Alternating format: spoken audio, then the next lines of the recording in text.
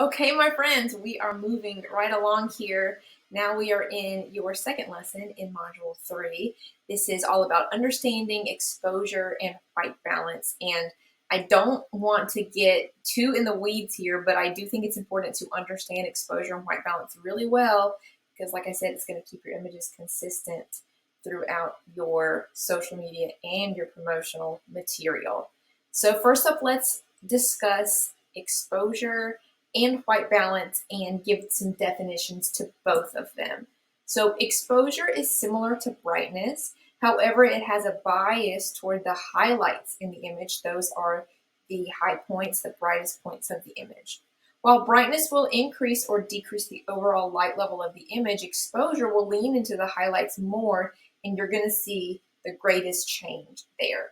Now, when we're talking about white balance is exactly what the name implies, the balance of the white in your image. Sometimes the shift is subtle and sometimes it's much more obvious, but having the appropriate white balance ensures that the whites in your image actually appear white and not blue or orange. This is related to what I touched on in your lighting module whenever I was talking about light temperature. So the temperature of the light does shift throughout the day, and if you're using natural light, that can affect the light that comes into your images. Now, the vast majority of the light throughout the high point of the day, the majority of the hours of light that you will have are probably going to be pretty neutral light. They might even lean a little bit cool, but with white balance, we can adjust that easily. However, if you're doing a golden hour shoot, so specifically whenever the sun is rising that first hour and when the sun is setting that last hour, it is going to give a little bit more warmth to the image. That might be exactly what you're going for, but it is important to know that that can happen just in case that's not what you're going for, so you can adjust it after the fact and make sure that those whites are all balanced out. So first, let's look at exposure a little bit. So on the far left, I've got an image, that same burger image, and it's properly exposed. And you don't have to pay attention to the exposure values. I don't know if you can see them depending on how you're watching this. If you're watching this on your phone, you might not be able to see that the exposure values are on the images themselves from the Adobe Lightroom app.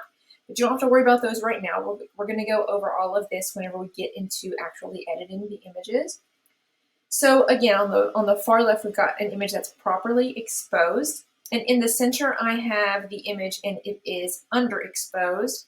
And on the far right, we have the image that is overexposed. And as you can imagine, if you are going to put together a social media post, let's say you're doing a carousel, so you have multiple images consecutively, if they're not all exposed properly, it's going to look like it doesn't all flow together very well.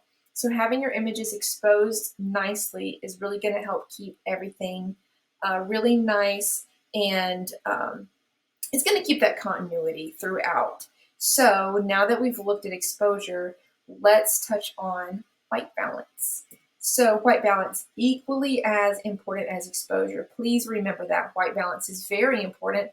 There's a really easy way in the Lightroom app that I'm going to show you how to dial in that white balance.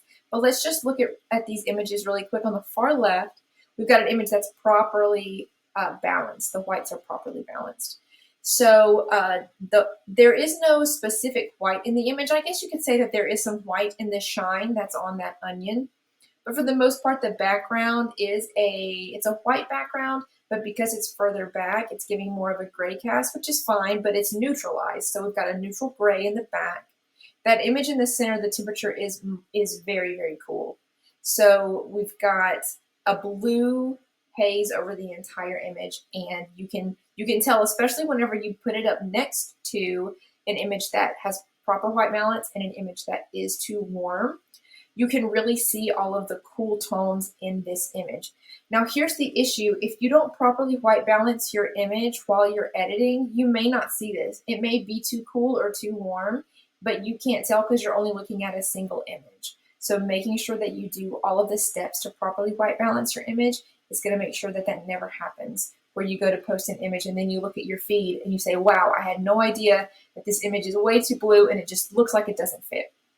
So the image on the far right, the temperature is too warm. As you can see, everything looks really orange. Now let's look at the lettuce in these images. And I think it's very, very evident in the lettuce and in the onion how drastic an image that's too warm and an image that's too cool can really be, and how it can affect the look of the food that you're taking a picture of.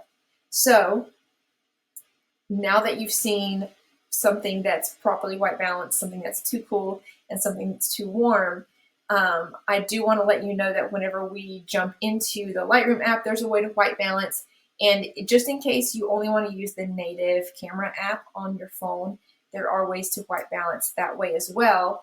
It always touches back to what I talked about in the lighting module about lighting temperature. So if you need to touch base on that and go back and look at those temperature values to get an idea of what you're looking at and what you're going for. Also in the resource sheet for your lighting module, I have all of that laid out in there too, all of the temperature values. So you can go back and reference that if you need to.